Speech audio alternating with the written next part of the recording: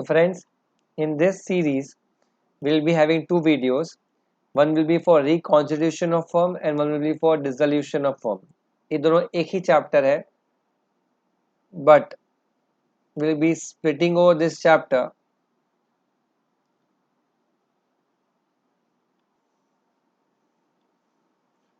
I repeat, we are talking about two topics. One is reconstitution of firm and second is dissolution of firm.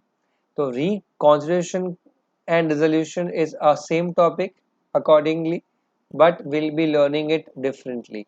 तो पहले session में आपको मैं reconstitution सिखाऊंगा और सेकेंड सेशन में you'll be learning dissolution. Both will going to take around 30 minutes to 40 minutes to finish it off. Now, what is dissolution of firm and dissolution of partnership as a basic introduction? ये कहता है when the entire business, the entire firm gets closed, we call it as dissolution of firm. But what is dissolution of partnership? When the partnership firm does not get closed, only there is a change in partnership.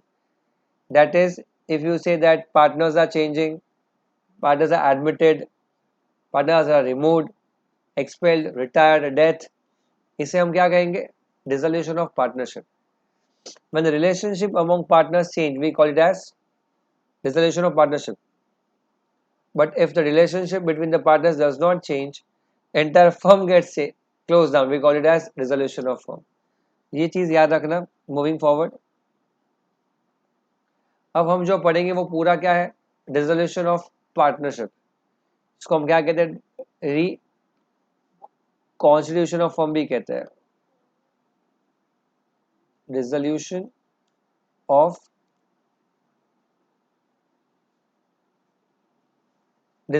Partner, जिसे हम reconstitution of firm भी कहते हैं. Now what are the consequences, the reasons whereby the firm may be reconstituted? Let's understand this. पहला आता है admission. In case of introduction of a person, मतलब जब भी एक पार्टनर एडमिट होता है पार्टनरशिप फर्म में, we call it as the firm is reconstituted. Let's understand the same. अगर तीन पार्टनर्स है ए बी एंड सी, और वो तीन पार्टनर्स में चौथा पार्टनर ऐड हुआ, जैसे ही फोर्थ पार्टनर ऐड हो जाता है हम कहेंगे there is a reconstitution of firm. Now what the moment is added, there will be a partnership ratio, profit sharing ratio determined to that कि तुझे क्या मिलेगा. Number two, the moment he's been added, he'll be liable from the day when he's admitted to the firm. But there is a question here: will he be liable for the past debts? Will he be liable for the past debts? हम यहाँ पे minor की बात नहीं कर रहे, हम regular major की बात कर रहे हैं. तो ये कहता है he'll be liable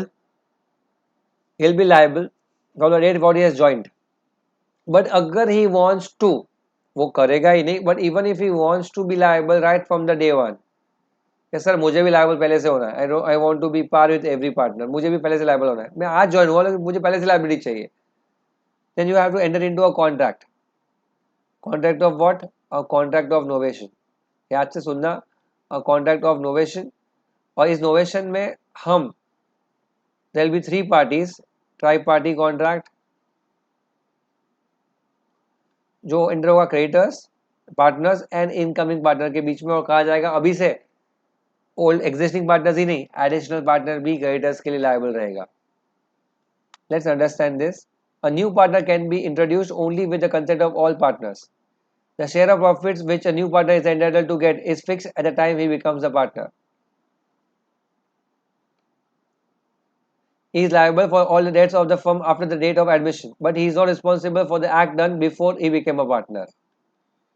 However, he may assume liability of past also by entering into contract of novation, that is a tri-party contract between creditors, partners and incoming partner. Point number one, जब कोई partner आएगा, नया partner आएगा admission लेके, तो उसे हम reconstitution कहेंगे. वो कैसे ज्वाइन होगा? With the consent of all the partners जो अभी है. नंबर दो, उसका पीएसआर डिसाइड किया जाएगा. वो लायबल कब से होगा? जब से वो आया तब से. पहले के लिए वो लायबल होगा क्या? नहीं. क्या वो हो सकता है? हाँ. कैसे? अगर वो एक नोवेशन एंटर करे. किसके साथ? अगर वो एंटर करता है novation, with whom? Then is entering novation with the persons, that is creditors, existing partners and himself. Novation से वो बोले कि आई एम रेडी तो वो हो जाएगा, अदरवाइज नहीं। तो वो क्यों कहेगा, वो कहेगा ही नहीं। पर अगर वो समझो बाकी के सब भाई है, सगे भाई थे, वो ऐड हुआ, ऐसा कुछ होगा तो ही वो एडमिट रेडी होगा, बाकी वो रेडी होने वाला नहीं है। तो पहला पार्ट खत्म होता है आपका, admission is reconstitution of form.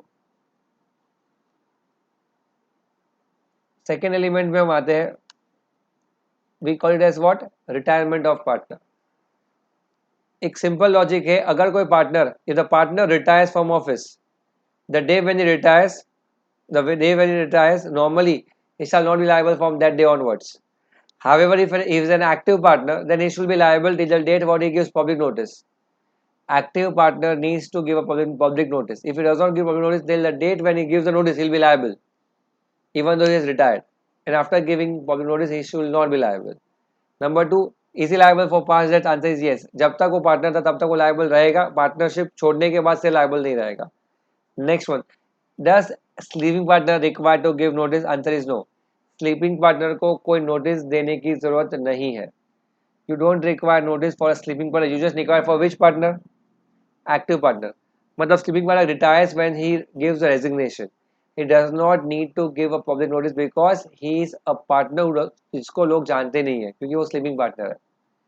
Number next thing, listen to my example. Imagine करो राम, लक्ष्मण और हनुमान, ये तीन दोस्त थे, भगवान नहीं, तीन दोस्त थे, राम, लक्ष्मण, हनुमान। तीनों ने पार्टनरशिप की, तीनों ने बिजनेस किया, 20 साल बिजनेस चला। राम जो था वो कहता है लक्ष्मण हनुमान को, यार मुझे है ना बस अब रिटायर होना है, साधु बनना है, मुझे ये सब मोह माया नहीं पसंद है। तो वो कहता है I want to become a sadhu. तो 20 साल से तो फॉर्म चल रही थी, अब उसे बनना है साधु। तो लॉ क्या कहता है कि जब वो रिटायर होगा, जब वो आज से रिटायर होगा, तो ही shall be liable for the last 20 years liabilities which are pending. Definitely yes. अब उनके फ्रेंड्स लक्ष्मण एंड हनुमान ने कहा, यार अपना दोस्त 20 साल से अपने साथ बिजनेस किया, अब वो जा रहा है, और वो साधु बन के अगर वो वहां पे बैठा हिमालय पे, और हिमालय में अगर हमने कोई लायबिलिटी पे नहीं किया तो उसको भी उठा के लेके जा सकते हैं ना। कैसे? कि तू भी लायबल है लास्ट पास्ट डेट्स के लिए, तो तू भी लायबल है। भाई हम नहीं चाहते कि उसके ऊपर कोई लायबिलिटी रहे, let's square of, let's zero it. तो हमने ना सब ट्रेडर्स को बुलाया और बोला, देखो भाई हमारे वन ऑफ द पार्टनर जो है वो साधु बन रहा है, अब उसे वो लायबल नहीं रहेगा, not only for the new debts but also for the past debts, और उसकी जो लायबिलिटी होगी वो हम दोनों भरने को रेडी है। ऐसा कहने के बाद उन्होंने पूछा क्रेडिटर्स को, क्या आपको मंजूर है? क्रेडिटर्स ने भी बोला, नहीं भाई कोई बात नहीं, कोई साधु बन रहा है तो छोड़ देते हैं उसे भी। इसे भी नोवेशन कहते हैं, इसे भी नोवेशन कहते हैं। ये कहना क्या चाह रहा है कि generally the retiring partner shall continue to be liable for the past debts. However, if the contract of novation is entered between third parties, that is creditors, between existing partners and the retiring partner, the retiring partner shall not be liable anymore, even for the past debts, then he shall not be liable. Let's read this, guys. Very interesting one. A partner may retire with the consent of all other partners. ठीक है. In accordance with the terms of agreement of partnership. Number 2. Or where the partnership is at will by giving notice in writing to all other partners of his intention to retire. Please focus it a lot. ये reference आपने use किया है कहाँ से? Particular partnership and partnership at will से। What does law say to you? Law says here कि अगर आपकी पर्टिकुलर पार्टनरशिप है and if you want to retire then you have to take consent of all other partners. अगर आपकी partnership will है, you have to just give notice of retiring और resolution, जो आपको करना है वो, और आपका वो इफेक्टिव हो जाएगा। क्योंकि हमने सीखा था विल के अंदर we don't have to take permission, we just have to give notice, and particular partnership we have to take consent, we have to take consent. ये चीज लिखी है। अब पार्टनर में retire with the consent of all other partners, यहाँ पे मैं आपके रेफरेंस के लिए यूज कर रहा हूँ पर्टिक्यूलर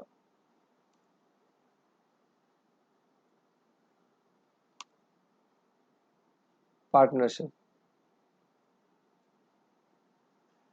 बट अगर आपकी सिर्फ नोटिस देने से आप रिटायर हो सकते हो, उसे हम क्या कहेंगे? Partnership at will. तो या तो आप रिटायर हो सकते हो with the consent of all, अगर पर्टिकुलर है तो। अगर अगर आपकी पार्टनरशिप विल थी तो कंसेंट लेने की जरूरत नहीं, आप डायरेक्टली रिटायर हो सकते हो by just doing what? by giving notice.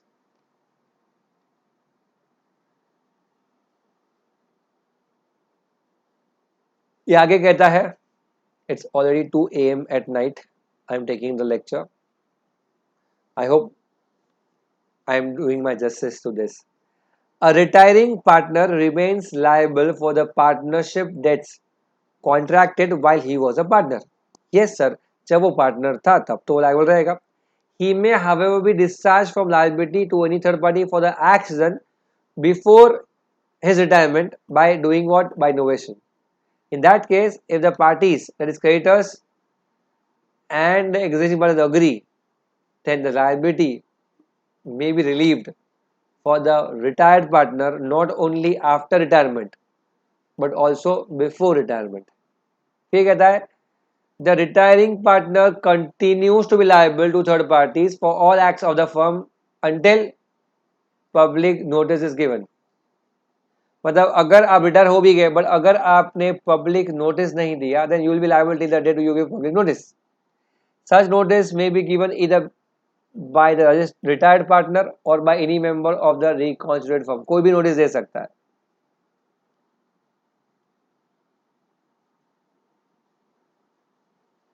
A sleeping partner may retire without giving public notice of his retirement because he is not known to be a partner to third parties. अगर वो known ही नहीं है तो जब वो retirement का resignation देगा तब से वो रिटायर माना जाएगा. उसे पब्लिक नोटिस देने की जरूरत नहीं है. अब वापस जाते हैं ऊपर. I'll be asking some questions to you. How can a partner retire? Normally, a partner may retire by taking consent of all other partners. Number one, that is we call it as particular partnership, or a partnership may partner may retire as per the partnership deed, or in case of partnership at will he may retire by giving notice. That's the first part. Is he liable for the past debts? Is he liable for the future debts? So normally retiring party is not liable for the future debts but is liable for the past debts. Can the liability of past debts be removed? Yes, sir, by entering into contract of novation between third parties and existing partners and the retiring partner. ठीक है. Do you need to give public notice? Definitely, sir. Active partner has to give public notice. Unless given, he shall be liable. Number two, which partner? Sleeping. Sleeping partner does not require to give a public notice. The moment he serves it, resignation, he'll be retired. Guys, ये भी बहुत relevant था और important था. आते हैं तीसरे पड़ाव पे. एक्सपल्शन. सर, तीन दोस्त है. तीन दोस्त सलमान, शाहरुख और आमिर. तीन दोस्त है. अब सलमान, शाहरुख और आमिर जो तीन दोस्त है, अगर समझो कि सलमान जो है वो अच्छे से बिजनेस में पार्टिसिपेट नहीं कर रहा है, कोई ना कोई गलत काम कर रहा है. अब उसको हटाना है बिजनेस में से, पार्टनरशिप से हटाना है, तो उसके लिए रूल्स क्या होगी? देखो क्या लिखा है. पहले तो पार्टनरशिप डीड के अंदर एक होना चाहिए कानून कि आप अगर किसी पार्टनर को देखो कि वो मिसचीफियस है, वो काम ठीक से नहीं कर रहा है, तो आप उसे हटा सकते हो. ऐसा पार्टनरशिप डीड में क्लॉज होना चाहिए. नंबर टू, गुड फेथ में किया जा रहा है by majority of partners. Good faith मतलब honest intent, not nothing to cheat someone. And it should be given notice of his charges against him and should be given opportunity being heard. Let me make you understand the entire basis to this. एक, क्या आप किसी partner को हटा सकते हो? Yes, लेकिन उसके लिए पार्टनरशिप डीड में क्लॉज होना चाहिए फॉर रिमूवल. नंबर दो, वो होना चाहिए गुड फेथ में and by majority of remaining partners की अप्रूवल से. नंबर तीन, उसको नोटिस देनी पड़ेगी उस चीज की, it should be serve notice and उसके ऊपर अपॉर्चुनिटी टू डिस्चार्ज मतलब अपॉर्चुनिटी बीइंग हर्ड देना चाहिए उसे. Question is, can a partner be expelled? क्या उसको धक्के मार के बाहर निकाल सकते हैं क्या? Answer is yes. कैसे निकाल सकते हैं? पहले देखो कि पार्टनरशिप में क्लॉज है निकालने का है. नंबर तो गुड फेथ में हो रहा है. पार्टनर्स मेजॉरिटी पार्टनर्स रेडी है निकालने के लिए, हाँ. उसको अपॉर्चुनिटी दिया सुनने का, हाँ, हटा सकते हो. क्या वो लायबल रहेगा जब तक होता? डेफिनेटली लायबल रहेगा. वो जब तक था वो लायबल रहेगा और उसको भी पब्लिक नोटिस देना पड़ेगा जिससे लायबल आगे ना हो. Same like retiring partner, same like retiring, public notice देना पड़ेगा। अगर एक्टिव है तो, एक्टिव नहीं है तो पब्लिक नोटिस देना नहीं पड़ेगा रिमूवल पे। नेक्स्ट एलिमेंट पे हम आते हैं, इंसॉल्वेंसी। जैसे ही कोई भी पार्टनर इंसॉल्वेंट हो जाता है, इमीडिएटली वो उस फर्म को छोड़ देता है, वो उस समय से ही वो पार्टनर नहीं रहेगा। और ये लॉ कहता है कि normally normally unless expressed otherwise, कानून ने कुछ लिखा नहीं है तो उसी समय पे आपकी पूरी पार्टनरशिप फर्म में डिसॉल्व हो जाएगी। मतलब पार्टनरशिप डीड में अगर साइलेंट है, कुछ लिखा नहीं है, तो on the basis of insolvency of a partner entire partnership firm gets dissolve. However अगर पार्टनरशिप डीड में एक क्लॉज है कि remaining solvent partners if two और मोर में कंटिन्यू द बिजनेस, तो फिर वो कंटिन्यू कर सकते हैं। मतलब नॉर्मली किसी पार्टनर के इंसॉल्वेंट होने पे फर्म डिसॉल्व होगी, हाँ या ना? हाँ। लेकिन अगर कानून में पार्टनरशिप डीड में लिखा है कि बाकी के पार्टनर्स भी कंटिन्यू कर सकते हैं, अगर वो 2 या उससे ज्यादा है और वो सॉल्वेंट है, तो फिर आप कंटिन्यू कर सकते हो।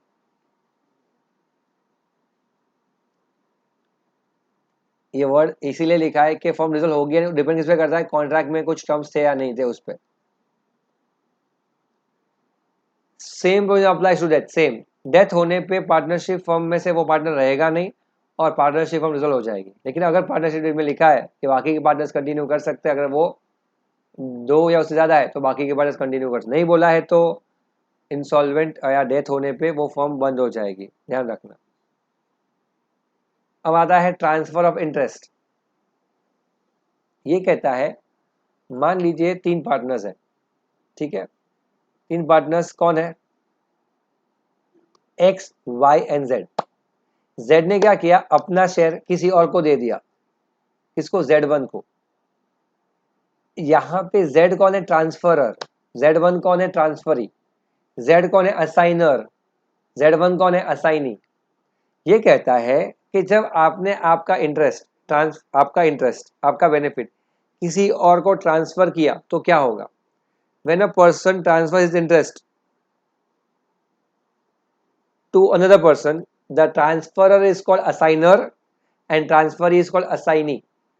ट्रांसफरर को असाइनर कहा जाता है, ट्रांसफरी को असाइनी कहा जाता है। ठीक है सर।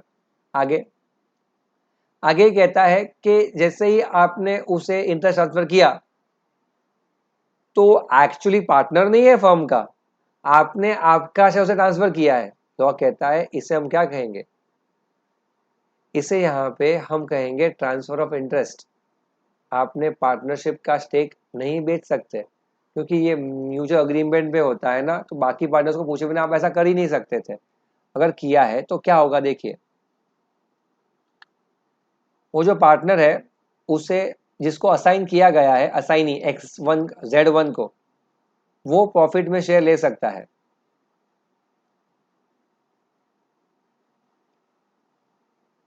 देखो, entitled to receive profits of the transferring partner, however he is bound to accept the profit as agreed। वो अकाउंट्स को चैलेंज नहीं कर सकता क्योंकि वो एक्चुअल पार्टनर नहीं है, वो बिजनेस में पार्टिसिपेट नहीं कर सकता, वो अकाउंट्स डिमांड नहीं कर सकता और बुक्स को इंस्पेक्ट नहीं कर सकता। अकाउंट डिमांड करना, बुक्स को इंस्पेक्ट करना या फिर पार्टनरशिप के बिजनेस में मैनेज करना, ये कुछ भी वो कर सकता नहीं है। क्यों? क्योंकि वो असाइनी है, उसने बेनिफिट्स लिया है, बट वो क्या नहीं है, वो एक्चुअल पार्टनर नहीं है क्योंकि वो म्यूचुअल एजेंसी नहीं है। फिर अगर फर्म डिसॉल्व हो जाती है या फिर जेड जो है वो निकल जाता है, तो जेड के निकल जाने पे Z1 को क्या मिलेगा? Z1 को सारा का सारा एसेट का शेयर मिलेगा जो बोला गया था, और उसको क्लेम करने के लिए वो अकाउंट्स को इंस्पेक्ट कर सकता है। ध्यान से समझना, जब फर्म डिसॉल्व होगी या फिर अगर रिटायरिंग पार्टनर, ट्रांसफरर जो था, असाइनर जो था जेड, अगर वो निकल जाता है, तो जेड के निकलने पे Z1 को क्या मिलेगा? शेयर ऑफ प्रॉफिट्स और एसेट्स। लेकिन उसके लिए वो क्या कर सकता है, अकाउंट्स डिमांड कर सकता है, क्योंकि अभी वो बंद कर रहा है। तो डिसोल्यूशन पे आप डिमांड कर सकते हो अकाउंट्स, अदरवाइज नहीं डिमांड कर सकते। I repeat this part again.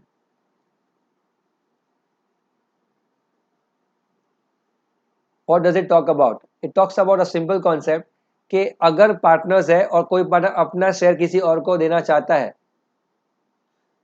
अपना शेयर किसी और को देना चाहता है, तो उसे हम कहेंगे ट्रांसफर ऑफ इंटरेस्ट।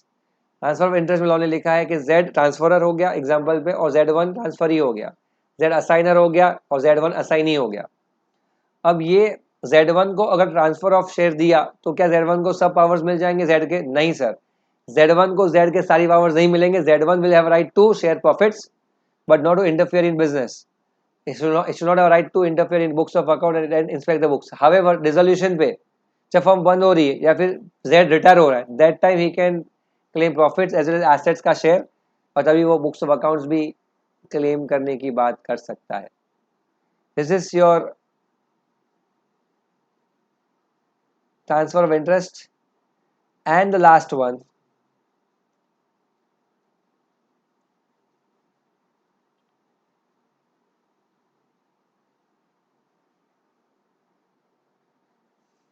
ठीक है, rights and liabilities of an outgoing partner।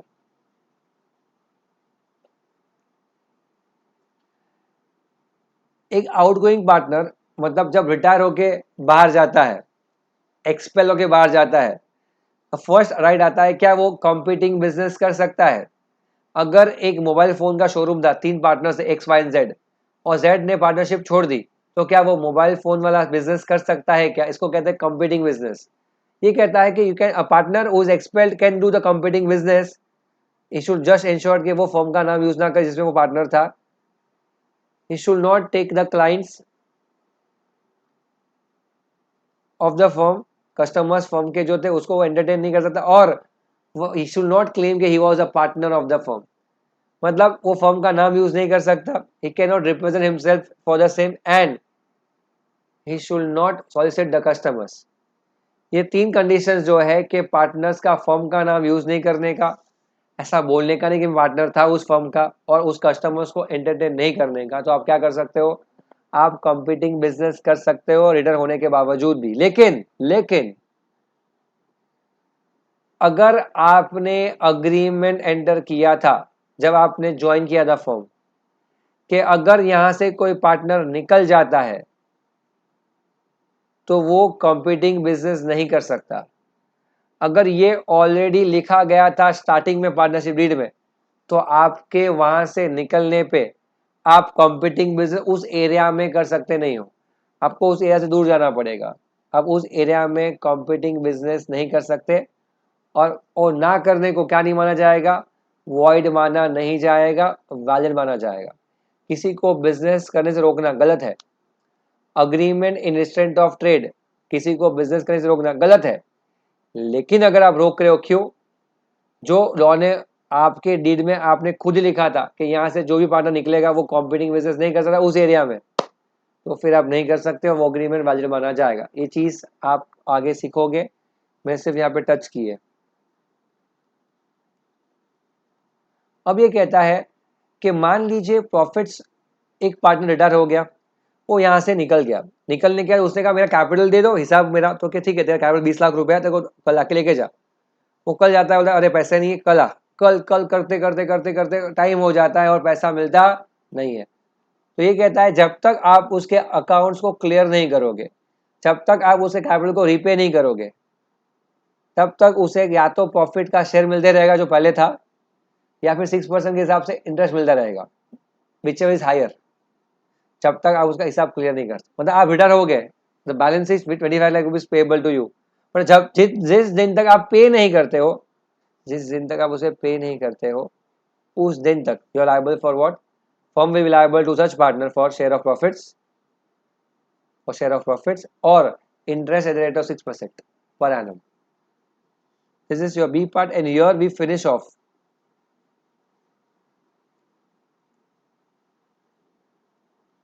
the entire part of reconstitution. मैंने कहा what is reconstitution sir? Reconstitution refers to what? जब आप पार्टनरशिप को चेंज करते हो, बंद नहीं करते।